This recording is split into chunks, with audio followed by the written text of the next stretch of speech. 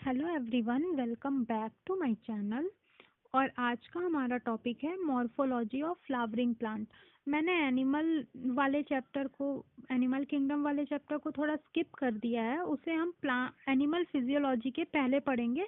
पहले हम ये बॉटनी का पोर्शन कवर करेंगे, ठीक है। तो सबसे पहला, जैसे ही हम पेज खोलते हैं मॉर्फोलॉजी वाला, तो हमें ये इन साइंटिस्ट का फोटो दिख जाता है।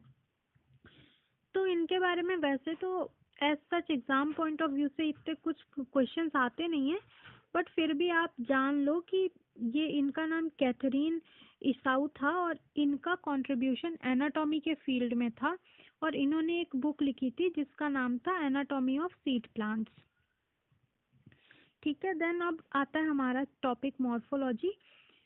तो इसमें सबसे पहले आप ये समझ लो कि ये एक मॉर्फोलॉजी जो है वो स्टडी ऑफ एक्सटर्नल स्ट्रक्चर्स होती है, यानी कि किसी भी चीज़ का बाहरी आवरण। जैसे हमने पेड़ देखा, पेड़ के पत्ते किस तरह से अरेंज्ड हैं, पेड़ की स्टेम कैसी है, उसका स्ट्रक्चर कैसा है, ब्रांचेस कैसी हैं, फूल कैसे हैं। तो ये सारे जो एक्सटर्नल स्ट्रक्चर्स हैं उनकी स्टडी को मॉर्फोलॉजी बोला जाता है। और एनाटॉमी होता है, एनाटॉमी एक टर्म है जो कि इंटरनल स्टडी के लिए हम यूज करते हैं। जैसे सेल की स्टडी हो गई, ऑर्गन्स, टिश्यूज जो कि इंटरनल स्ट्रक्चर है, उनकी स्टडी के लिए जो टर्म है वो एनाटॉमी है। तो हमें आज जो है मॉर्फोलॉजी पढ़ना है। तो ये जो पूरा पैराग्राफ है, इसमें बस वही बेसिक इंट्रोडक्शन है और एज सच ऐसा कुछ एग्जाम पॉइंट ऑफ व्यू से इम्पोर्टेंट चीज़ नहीं गिवन है इस पूरे पैराग्राफ में। तो यहाँ पे हमारा सबसे पहला टॉपिक आता है रूट्स, ठीक है। तो रूट्स हम सबको ही पता है, सिक्स्थ क्लास से ही हम पढ़ते आ रहे हैं कि रूट दो तरह के सिस्टम होते हैं। एक तो फाइब्रस रूट सिस्टम होता है और एक टैप रूट सिस्टम होता है ना। और tap root system most of the dicot plants में होता है और फाइब्रस मोनोकॉट्स में, ठीक है। तो देखिए यहाँ पे क्या गिवन है कि रेडिकल से जो भी पार्ट, अब देखो आई होप आप अगर 11th का पढ़ रहे हो तो आपको रेडिकल और प्ल्यूम्यूल तो एटलीस्ट पता होगा। नहीं पता है तो भी मैं थोड़ा क्लियर कर देती हूँ। तो देखिए, सीड में दो कॉटिलेडन होते हैं और एक नीचे का पोर्शन होता है और एक ऊपर का पोर्शन होता है। ये जो नीचे का पोर्शन होता है, ये वाला, ये इलोंगेट होकर के रूट बनाता है और इस स्ट्रक्चर को रेडिकल बोलते हैं। और ये जो ऊपर का स्ट्रक्चर है ये इलोंगेट होकर के प्लांट बनाता है, यानी शूट बनाता है। और ये इस पोर्शन को प्ल्यूम्यूल बोलते हैं। और ये जो दो स्ट्रक्चर है वो है कॉटिलेडन, ठीक है। अब देखो क्या होता है, ये जो अ, तो ये जो रूट है रेडिकल, अगर जब रेडिकल डायरेक्टली इलोंगेट होकर के रूट बनाएगा, उस रूट को हम प्राइमरी रूट कहते हैं, ठीक है। ये रेडिकल ने इलोंगेट होकर के रूट बनाई, ये रूट प्राइमरी रूट है, ठीक। अब इस रूट की बहुत सारी ब्रांचेस निकल आती हैं, इनको हम सेकेंडरी रूट्स बोलते हैं। देन इनकी भी ब्रांचेस निकलेंगी तो हम इनको टर्शरी रूट्स बोलेंगे। और ये जो पूरा सिस्टम है, ये पूरा जो सिस्टम है ये रूट्स का, इसको हम टैप रूट सिस्टम बोलेंगे, ठीक है। इसमें ये वाली जो प्राइमरी रूट होती है ये थोड़ी मोटी होती है, बाकी की रूट्स पतली होती हैं। तो ये पूरा सिस्टम टैप रूट सिस्टम है। वही चीज़ यहाँ पे गिवन है। देन होती है फाइब्रस रूट सिस्टम। तो मान लो ये एक प्लांट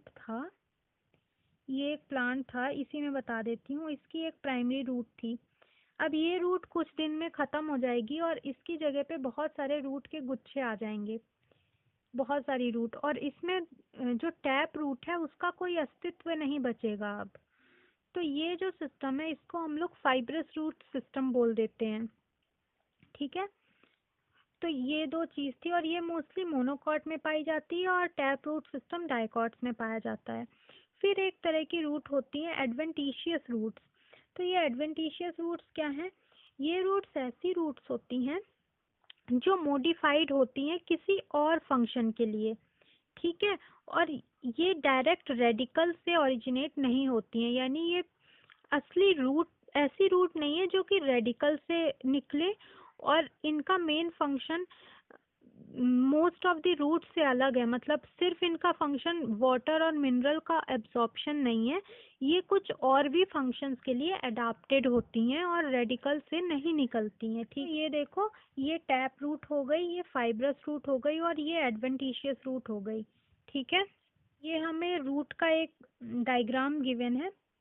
तो देखो, ये जो रीजन है ये रूट कैप होगा, और रूट कैप का मेन फंक्शन होता है प्रोटेक्ट करना रूट को।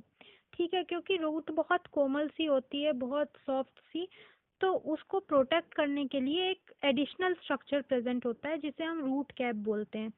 फिर देखो, रूट कैप के जस्ट बाद मेरिस्टेमेटिक रीजन होगा।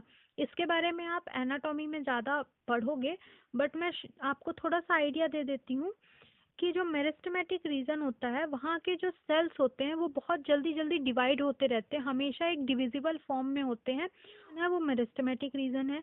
देन मेरिस्टेमेटिक रीजन के बाद जो भी रीजन आएगा वो इलोंगेशन वाला रीजन है, क्योंकि इसमें रूट इलोंगेट हो चुकी है। जो सेल्स यहाँ पे डिवाइड हुए थे वो यहाँ पे अब इलोंगेटेड फॉर्म में आ चुके हैं, और ये जो रीजन है वो मैच्योरेशन रीजन है, यानी अब वो इलोंगेटेड जो सेल्स थी वो मैच्योर हो चुकी हैं, और मैच्योरेशन रीजन में रूट हेयर भी प्रेजेंट है।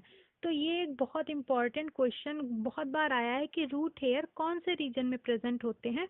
तो रूट हेयर मैच्योरेशन रीजन में प्रेजेंट होते हैं। डिवाइड हुई, ठीक है, डिवाइड हुई, और यहाँ की जो सेल है वो जल्दी जल्दी इलोंगेट हुई, जल्दी जल्दी ग्रो किया इन्होंने। तो ये जो रीजन है ना, वो ग्रोथ के लिए बहुत ज़्यादा रिस्पॉन्सिबल होगा, यानी जो इलोंगेशन का रीजन है वो रूट की ग्रोथ के लिए इम्पॉर्टेंट होगा। और ये जो रीजन है मेरिस्टेमेटिक एक्टिविटी वाला, वो डिवीजन ऑफ सेल्स के लिए रिस्पॉन्सिबल होगा। ठीक है, और यहाँ की जो सेल्स हैं वो कैसी होंगी, बहुत स्मॉल होंगी, थिन वॉल्ड होंगी, और उनके प्रोटोप्लाज्म डेंस होंगे। तो ये किसके बारे में कहा गया है? ये मेरिस्टेमेटिक रीजन की सेल्स के बारे में कहा गया है। ये मेरिस्टेमेटिक रीजन की सेल्स के बारे में कहा गया है कि ये जो सेल्स होंगी वो कैसी होंगी, बहुत छोटी होंगी, थिन वॉल्ड होंगी, और इनका प्रोटोप्लाज्म डेंस होगा, और वो रिपीटेडली डिवाइड करेंगी। ठीक है, अब देखो, हम आ जाते हैं मॉडिफिकेशन ऑफ रूट्स में। तो सबसे पहले ये जो आपको पिक्चर दिख रही होगी, बरगद का पेड़ है ना, बैनियन ट्री, इसमें ये रूट्स प्रेजेंट होंगी। ये देखो, ये रूट्स दिख रही हैं। ये कैसी रूट्स हैं? इन रूट्स को हम प्रॉप रूट्स कहते हैं। ठीक है, ऐसी ही रूट्स होती हैं गन्ने में। आप जब गन्ना देखोगे, शुगर केन, वो ऐसा रहता है, ऐसा एक शुगर केन होगा। ठीक है, तो उसमें ऐसे ऐसे ना रूट्स निकली रहती हैं हर नोड से। उन रूट्स को हम लोग स्टिल्ट रूट बोलते हैं। इम्पोर्टेंट है, ध्यान से सुनना, कि कैरेट और टर्निप की टैप रूट रिस्पॉन्सिबल होगी फूड के स्टोरेज के लिए, और स्वीट पोटैटो की एडवेंटिशियस रूट। ठीक है, डिफरेंस समझ रहे हो ना? कैरेट और टर्निप की तो टैप रूट थी, और जो स्वीट पोटैटो है उसकी एडवेंटिशियस रूट है, और इन सभी का जो फंक्शन है वो फूड स्टोरेज के लिए है। ठीक है, देन देखो, the stem of maize and sugar cane are supporting root coming out। देखो, यहाँ पे स्टिल्ट रूट के बारे में बताया गया है कि शुगर केन और मेज में स्टिल्ट रूट प्रेजेंट होती हैं, जो कि स्टेम को सपोर्ट प्रोवाइड करने के लिए वहाँ पे मॉडिफाइड होती हैं। ठीक है, और ये भी एक तरह की एडवेंटिशियस रूट है। और प्रॉप रूट जो बैनियन ट्री में प्रेजेंट होती है, उसका भी यही फंक्शन है। ठीक है, देन एक रूट है राइजोफोरा प्लांट में, और उन रूट्स को कहते हैं निमेटोफोर्स।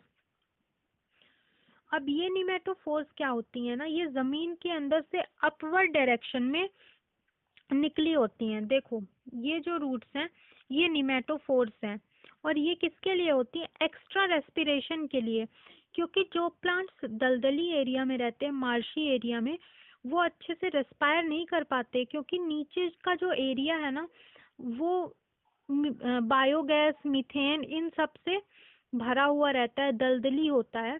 तो उनको रेस्पायर करने के लिए फ्रेश एयर चाहिए, तो तो उनकी रूट्स ये अभी हम लोग अपवर्ड इतना डायरेक्शन रूट में पढ़ ग्रो लिए करती हैं, हैं। अब आगे अपन स्टेम पढ़ेंगे।